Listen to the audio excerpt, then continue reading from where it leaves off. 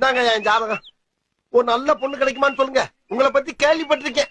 கல்யாணம் ஆகாதவங்களாம் உங்கள்ட்ட கொண்டாந்து ஜாதகத்தை கொடுத்தா டப்பு டப்பு டப்பு டப்புன்னு கல்யாணம் ஆயிடுறாம்ல. பேரு கல்யாண சுந்தரம். ஆமாங்க. அப்பா பேரு ஆறுமுகம். ஆமா. அம்மா பேரு முனியம்மா. கரெக்டா சொன்னீங்க. அக்கா ஒருத்தர் இருக்காங்க.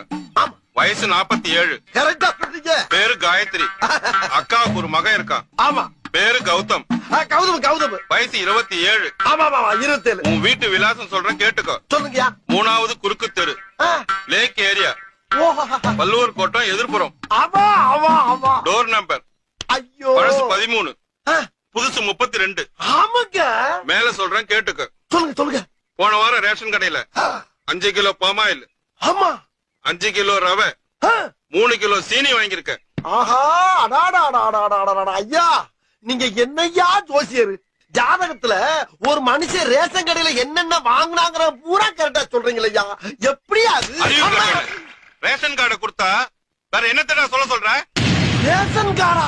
பின்ன ஜோசியர்ட்ட வரும்போது ஜாதகத்துக்கு பதிலா ரேஷன் கார்டு எடுத்துட்டு வந்திருக்கிய, உனக்கு எல்லாம் எப்படா கல்யாணம் நடக்கும்? ஐயா தப்பு நடந்து போச்சியா, கொஞ்சம் கரெக்டா சொல்லுக்கியா. உனக்கு மட்டும் இல்லடா, உன் மூஞ்ச பார்த்து சொல்றேன். உன் ஏரியால இருக்க எவனுக்குமே கல்யாணம் நடக்காது.